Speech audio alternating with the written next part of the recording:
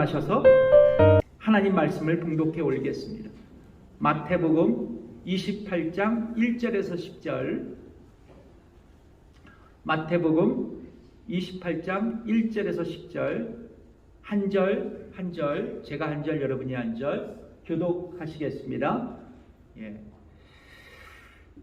안식일이 다하여 가고 안식 후 첫날이 되려는 미명에 막달라 마리아와 다른 마리아가 무덤을 보려고 왔더니 큰 지진이 나며 주의 천사가 하늘로서 내려와 돌을 굴려내고 그 위에 앉았는데 그 형상이 번개 같고 그 옷은 눈같이 희건을 수직하던 자들이 저를 무서워하며 떨며 죽은 사람과 같이 되었더라.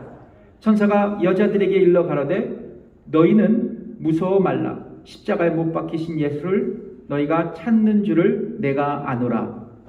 그가 여기 계시지 않고 그가 그의 말씀하신 대로 살아나셨느니라. 와서 그의 누우셨던 곳을 보라. 또 빨리 가서 그의 제자들에게 이르되 그가 죽은 자 가운데서 살아나셨고 나보다 먼저 갈릴리로 가시나니 거기서 너희가 배우리라 하라. 보라, 내가 너희에게 일렀느니라 하거늘 그 여자들이 무서움과 큰 기쁨으로 무덤을 빨리 떠나 제자들에게 알게 하려고 다름질할세 예수께서 저희를 만나 가라사대 평안하뇨 하시거늘 여자들이 나아가 그 발을 붙잡고 경배하니 이에 예수께서 가라사대 무서워 말라. 가서 내 형제들에게 갈릴리로 가라 하라. 거기서 나를 보리라 하시니라. 아멘. 앉으십시오. 오늘 본문의 말씀으로 당신은 예수님의 부활을 믿고 계십니까? 당신은 예수님의 부활을 믿고 계십니까? 라는 제목으로 여러분과 말씀을 나누겠습니다. 우리 다시 한번 여러분 옆분과 이렇게 인사하겠습니다. 예수님의 부활을 믿고 계십니까? 아멘. 오늘은 부활절입니다. 예수님께서 죄와 사망의 권세를 이기시고 무덤에서 일어나신 날입니다. 그렇습니다. 저를 포함한 우리 모두는 예수 그리스도의 부활을 믿습니다. 아니, 믿어야만 합니다. 왜냐하면 기독교는 예수님의 부활 위에 세워진 종교이기 때문입니다. 부활은 모든 기독교인의 신앙과 교회 설립의 기초이기 때문입니다. 그렇다면 왜 부활이 교회 설립의 기초가 될 수 있었을까? 여러분, 예수님의 부활 사건을 목격한 제자들은 예수님이 하나님이라는 사실, 그분이 그리스도요 메시아라는 사실을, 그 확신을 가지게 되었고, 이후 제자들에 의해 이 부활의 소식, 이 복음이 그들의 전도의 제목과 내용이 되었습니다. 그러니까 부활은 제자들이 선포하는 캐리그마가 되었던 것입니다. 여러분, 베드로가 선포한 부활의 소식, 그 복음을 한번 들어보실까요? 사도행전 3장 15절에 있는 말씀입니다. 같이 읽어볼게요. 시작. 생명의 주를 죽였도다. 그러나 하나님이 죽은 자 가운데서 살리셨으니 우리가 이 일의 증인이로라. 아멘. 그렇습니다. 이제 베드로뿐만 아니라 주의 제자들이 선포한 부활의 소식, 그 복음을 듣고 구원받는 사람들이 날마다 더해져서 이제 여러분이 잘 아시는 대로 초대교회를 이루어 갔던 것입니다. 그래서 여러분, 부활은 교회 설립의 기초가 되는 것입니다. 그러나 여러분, 오늘날 사람들은 예수님의 부활을 좀처럼 믿지 않고 있습니다. 최근 라이프웨이 리서치의 조사에 따르면 미국 성인의 44%가 부활을 믿지 않고 있다는 충격적인 보고를 했습니다. 흥미로운 것은 요 근래 통계학자들에 의해서 발표된 내용인데 미국인의 10명 중에 7명은 기독교인이라고 그렇게 말하고 있습니다. 결론적으로 여러분, 두 가지의 통계에 의하면 기독교인의 상당수가 예수님의 부활을 불신하고 있다는 것입니다. 여러분, 정말로 여러분 예수님께서 부활하셨다는 것을 믿고 계십니까? 네. 여러분, 복음주의 교회, 우리 교회를 포함한 복음주의 교회는 예수님이 완전한 인간이시고 완전한 하나님 되심을 믿고 있습니다. 이것은 변할 수 없는 진리이자 성경의 가르침입니다. 그러므로 우리는 이 두 가지의 진리를 확신해야 합니다. 하나는 예수님께서 육신을 입고 이 땅에 오신 그 사실을 믿을 수 있어야 합니다. 요한복음 1장 14절의 말씀을 읽어볼까요? 시작! 말씀이 육신이 되어 우리 가운데 거하심에 우리가 그 영광을 보니 아버지의 독생자의 영광이요 은혜와 진리가 충만하더라.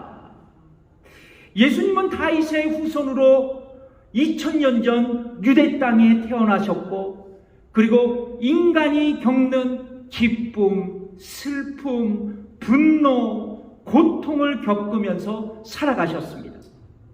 그래서 예수님은 인성을 가지신 분이십니다. 또 다른 하나는 하나님께서 신성을 가지신 분이라는 사실을 우리가 믿을 수 있어야 합니다. 즉, 예수는 하나님이시다. 예수는 그리스도시다. 예수는 메시아라는 사실을, 그 진리를 믿을 수 있어야 합니다. 성경은 이렇게 우리에게 말씀합니다. 요한일서 5장 20절에 있는 말씀을 읽어볼까요? 시작! 또 아는 것은 하나님의 아들이 이르러 우리에게 지각을 주사 우리로 참된 자를 알게 하신 것과 또한 우리가 참된 자 곧 그 아들 예수 그리스도 안에 있는 것이니 그는 참 하나님이요 영생이니라. 예수님을 성경은 뭐라고 말씀합니까? 참 하나님이라고 말씀합니다. 뿐만 아니라 여러분, 성경에 보면 예수님께서는 당신의 공생의 사역을 통해서 당신 자신이 하나님이라는 사실을 친히 증명하셨어요. 여러분, 요한복음에 보면 7가지의 중요한 기적들이 나타납니다. 그 중에 여러분, 가나 혼인잔치의 기적, 그리고 오병이어의 기적, 그리고 죽은 나사로를 살리신 기적, 그리고 각양각색의 병자와 귀신 들린 자를 치유하신 기적, 그리고 더 나아가서 십자가에 죽으신 예수님께서 3일 만에 부활하신 기적 중에 기적을 보면서 우리는 그분이 하나님이라는 사실을 깨달을 수 있습니다. 그래서 여러분, 특별히 부활은 예수님이 하나님이라는 사실을 입증하는 강력한 증거가 될 수 있습니다. 그렇다면 중요한 것은 이것입니다. 지금 내가 예수님의 부활을 믿고 있느냐는 것입니다. 그렇다면 우리는 어떻게 예수님의 부활을 참으로 믿을 수 있을까요? 어떻게 주님의 부활을 믿는 그 믿음의 근거는 어디에 있을까요? 첫 번째입니다. 한번 따라 읽어보실까요? 시작! 성경은 우리에게 예수님의 부활을 증거하고 있습니다. 그러니까 우리가 예수님의 부활을 믿는 그 부활의 믿음의 근거는 성경에 있다는 것입니다.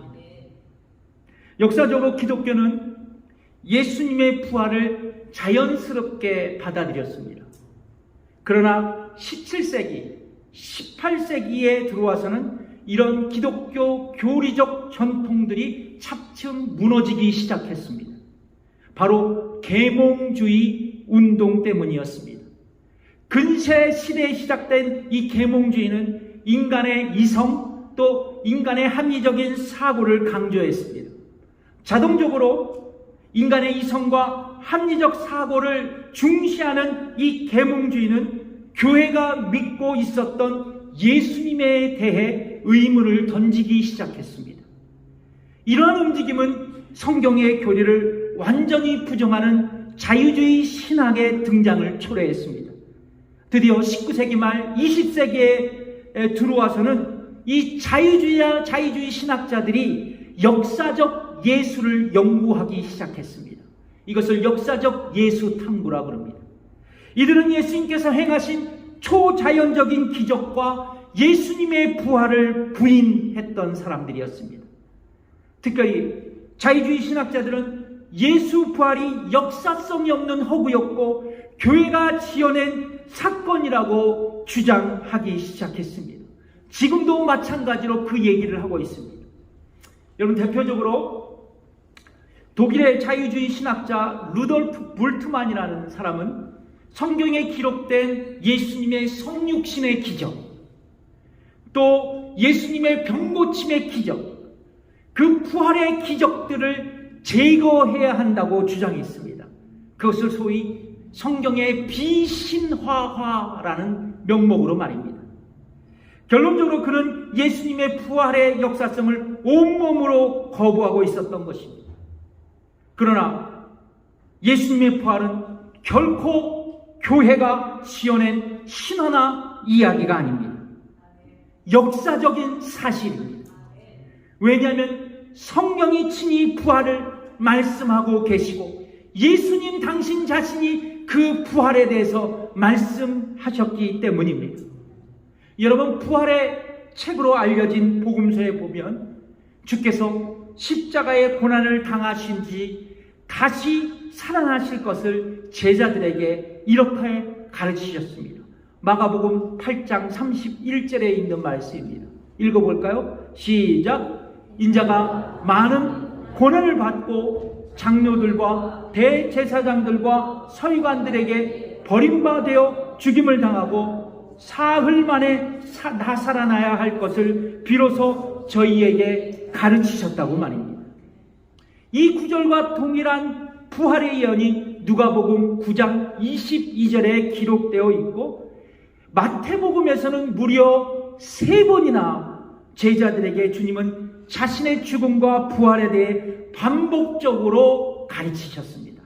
그 중에 한 말씀을 우리가 함께 다 읽어볼까요? 마태복음 17장 22절에서 23절에 있는 말씀입니다. 천천히 읽어볼게요. 시작. 갈릴리에 모일 때 예수께서 제자들에게 이르시되 인자가 장차 사람들의 손에 넘겨 죽임을 당하고 제3일에 살아나리라 하시니 제자들이 심히 근심하더라.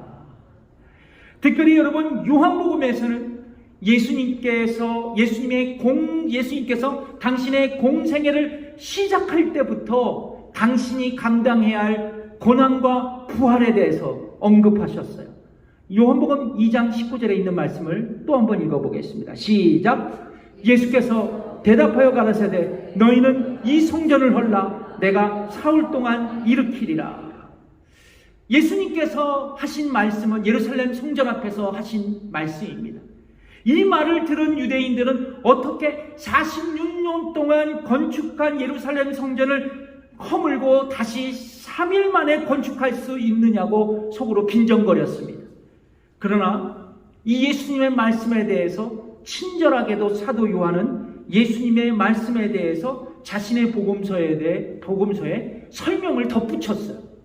어떤 말씀을 덧붙였냐? 자, 요한복음 2장 21절의 말씀을 읽어보겠습니다. 시작. 그러나 예수는 성전된 자기의 육체를 가리켜 말씀하신 것이라. 그러니까 예수님께서 예루살렘 성전을 보면서 비유로 자신의 부활을 말씀하셨던 것입니다.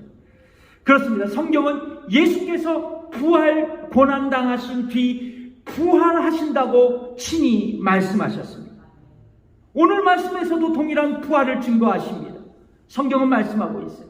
마태복음 28장 6절에 있는 말씀입니다. 다 함께 읽어보겠습니다. 시작. 그가 여기 계시지 않고 그의 말씀하신 대로 살았느니라. 와서 그의 누우셨던 곳을 보라. 뭐라고 말씀하세요? 주께서 말씀하신 대로 그분이 살아나셨다고 말입니다.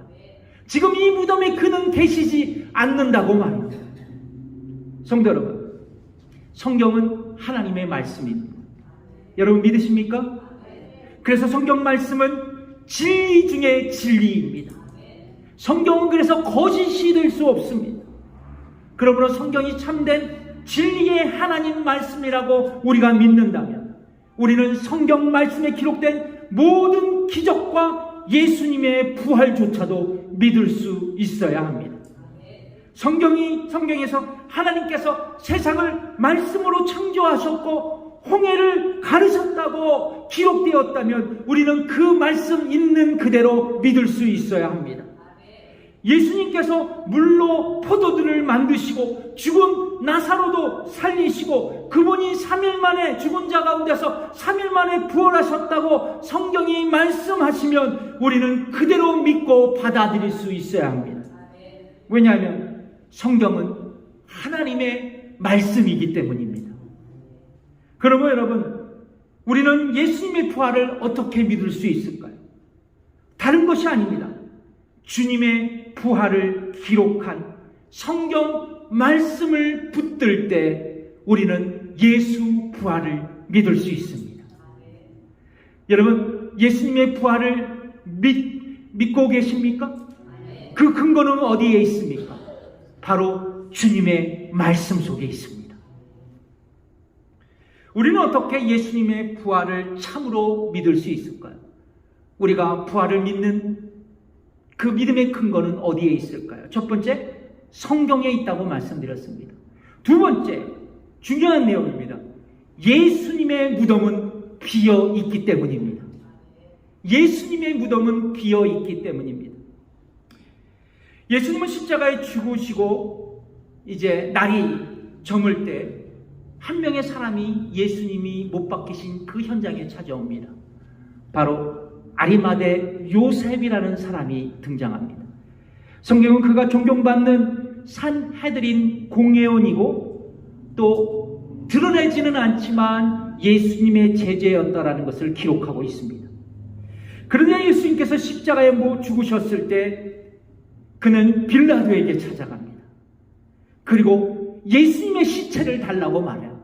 그러니까 소위 역적죄로 죽은 예수님의 시체를 달라 한다는 것은 강심장이 아니면 누구도 요구할 수 없는 상황이었어요. 그런 예수님을 시체를 달라고 요구했습니다. 그에게 이런 행동은 자신이 불이익을 받을 수 있는 아주 나쁜 상황으로 돌변할 수도 있었습니다. 그러나 그는 예수님의 시체를 받아 자신이 마련한 새 무덤에 주님을 장사 지냈습니다. 자, 그런데 예수님이 십자가에서 죽으신 지 3일 후, 장사 지낸 지 3일 후 새벽 미명이 되었습니다. 오늘 1절에 보면, 오늘 보면 1절에 보면 막달라 마리아와 다른 마리아가 주님의 무덤을 찾아왔다고 기록되어 있습니다. 그런데 그녀들은 예수님이 들어가 계신 그 무덤 앞에서 신비스러운 광경을 목격합니다. 그것은 바로 주의 천사가 하늘에서 내려와서 예수님이 장사된 그 무덤의 돌문을 열어놓고 그 문 위에 앉아 있었던 것을 목격하게 됩니다. 그리고 천사는 이 여인들에게 이렇게 말합니다. 28장 6절, 오늘 보면 6절의 말씀 다시 한번 읽어볼까요? 시작. 그가 여기 계시지 않고 그의 말씀하시는 대로 살아나셨느니라. 와서 그의 누우셨던 것을 보라. 아멘. 천사는 이 여인들에게 예수님은 이 무덤에 계시지 않는다고, 십자가에 죽은 예수가 살아났다고, 와서 보라고, 그의 누우셨던 것을 보라고 말입니다. 그래서 여러분, 오늘 말씀의 근거에서 예수님의 무덤은 빈 무덤이었습니다. 비어 있다는 것입니다.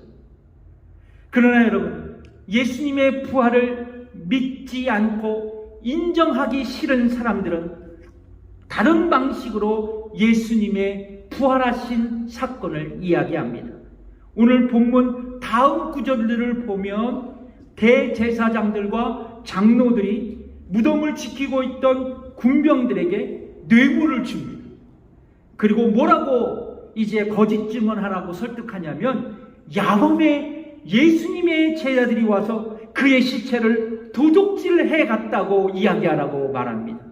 그게 마태복음 28장 13절에 있는 말씀이에요. 읽어보겠습니다. 시작. 가로되 너희는 말하기를 그의 제자들이 밤에 와서 우리가 잘 때에 그를 도둑질하여 갔다 하라.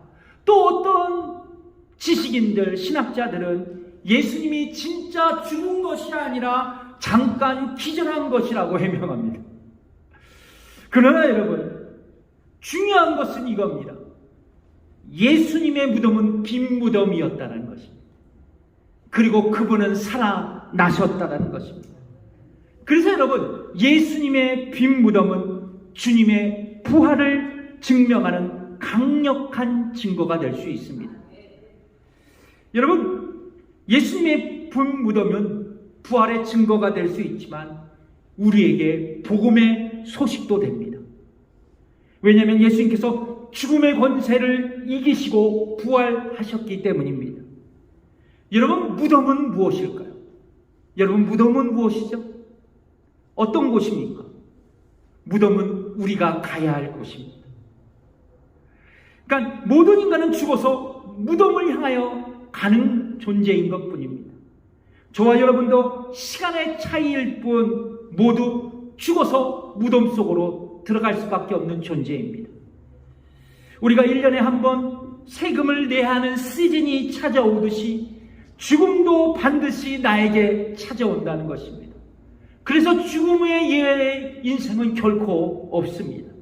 그래서 성경은 한 번 죽는 것은 사람에게 정한 것이라고 말씀하고 있지 않습니까? 그러나 여러분, 예수님은 인간이 피할 수 없는 죽음을 극복하시고 다시 살아나셨습니다. 성경은 예수님께서 부활하신 것과 동일하게 우리도 죽음 가운데서도 부활할 것을 약속하고 계십니다. 그게 고린도전서 15장 20절 위대한 말씀 한번 읽어볼까요? 시작. 그러나 이제 그리스도께서 죽은 자 가운데서 다시 살아 잠자는 자들의 첫 열매가 되셨도다. 성경은 우리에게 예수님께서 이 땅에 다시 오실 때, 재림하실 때 우리도 예수님처럼 무덤을 열고 죽음에서 부활할 것을 말씀하고 계신 것입니다. 예수님께서는 이렇게 말씀하시죠. 요한복음 11장 25절에서 26절의 말씀입니다.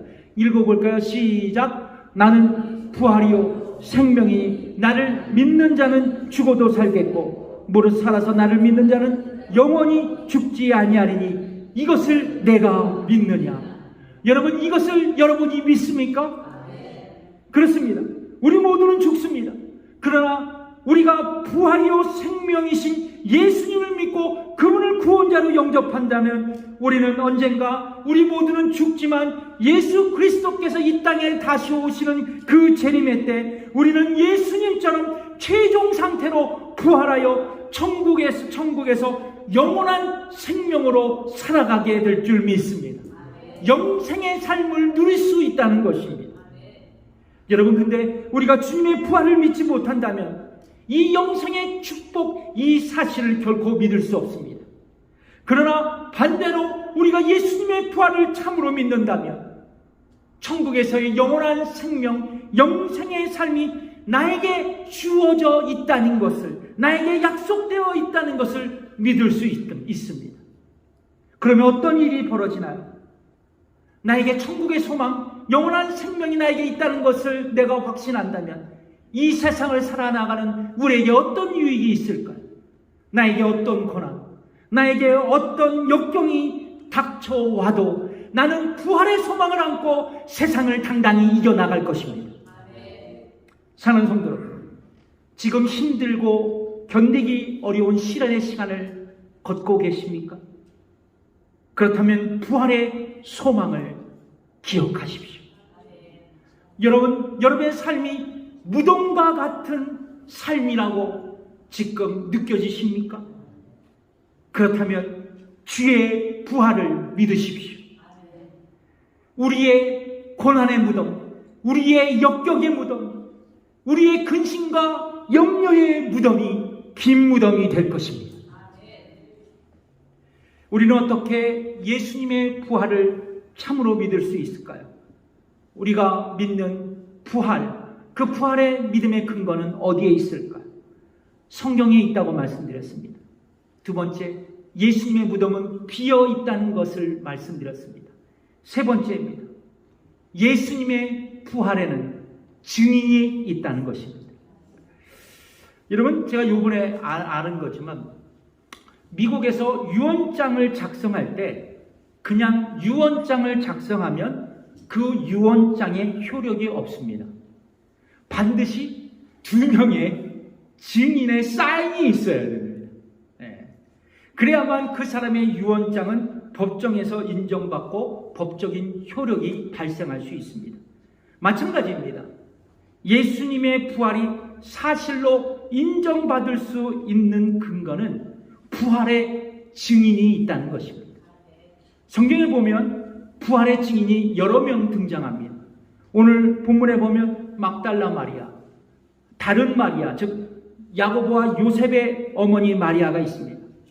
또 부활하신 예수님은 제자들에게 나타나셨고 베드로에게도 나타나셨고 야고보에도 나타나셨고 그리고 담의 사고로 예수님을 믿는 사람들을 핍박하려 가던 사도 바울에게도 현현하셨습니다.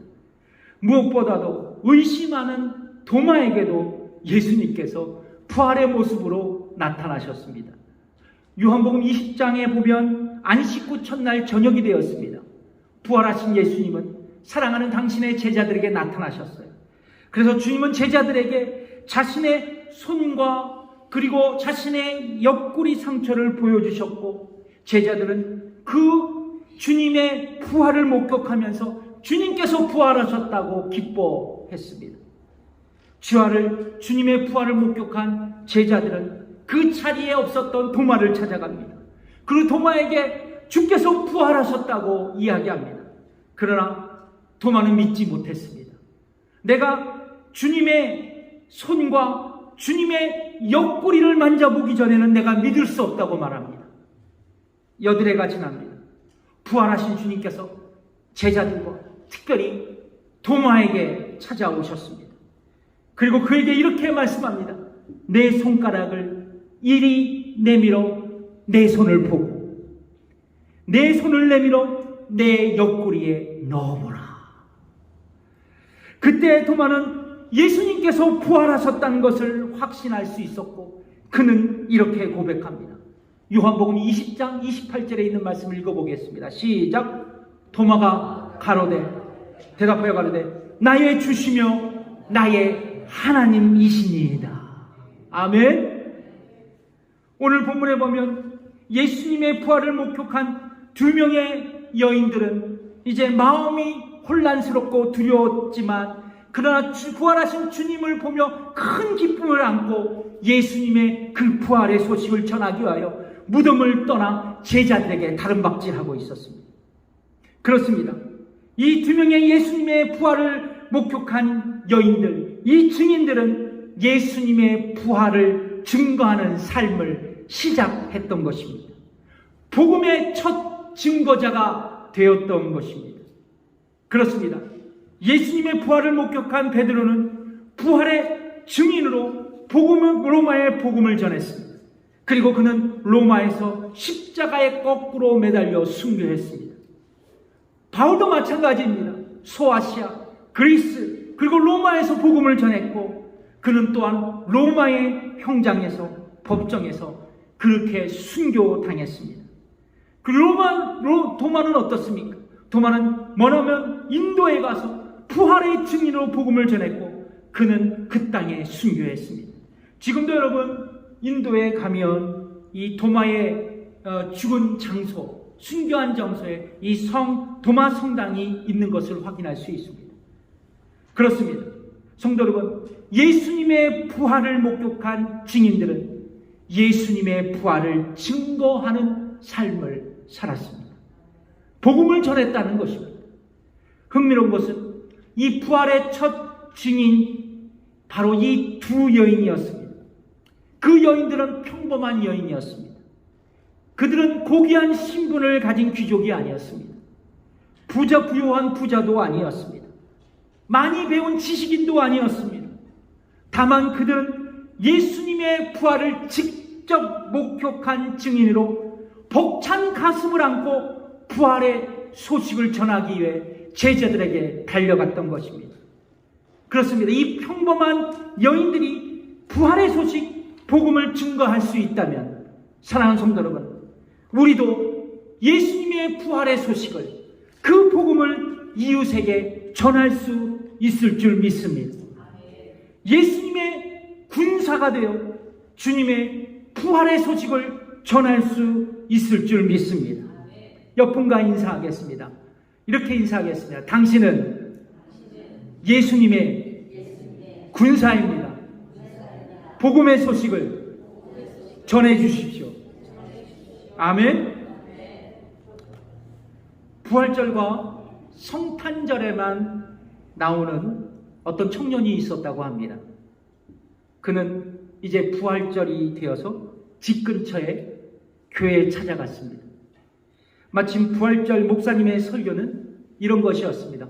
우리 모두는 예수님의 군사가 되어 부활의 증인으로 살아갑시다. 이 말씀이었어요. 예배를 마치고 밖으로 나오자 청년에게 목사님이 악수를 청하면서 이렇게 말했습니다. 형제님, 우리 같이 예수님의 군사가 되어 부활의 증인으로 살아갑시다. 이때 청년은 이렇게 대답했다고 합니다. 목사님, 저는 벌써 예수님의 군사가 되었습니다. 그때 목사님이 말합니다. 그런데 저 형제님 교회에서 볼 수 있는 거는 딱 1년에 2번. 부활절, 그리고 성탄절인데, 이게 웬일입니까? 어떻게 된 일입니까? 이때 청년이 말합니다. 저 목사님, 저는 예수님의 비밀 특수 부대에 소속돼 있습니다.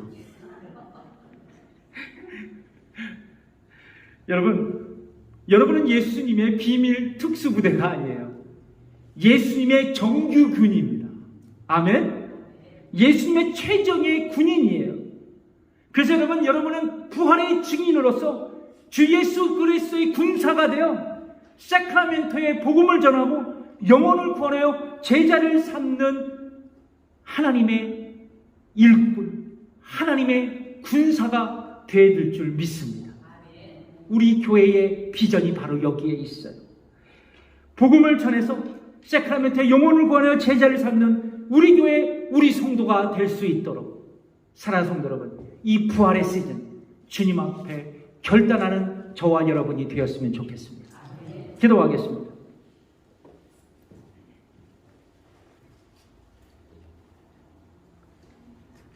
하나님 아버지, 감사합니다. 오늘도 이 부활절을 맞이하여 우리 성도들과 말씀을 나누었습니다. 주님, 이 말씀을 통하여 다시 한번 우리가 갖는 부활의 근거를 알았습니다.